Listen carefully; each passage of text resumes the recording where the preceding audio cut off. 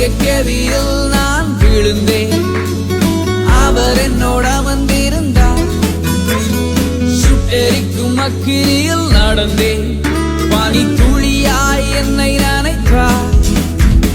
சிங்கக்கேவியோ சூளை நெருப்போ, அவர் என்னை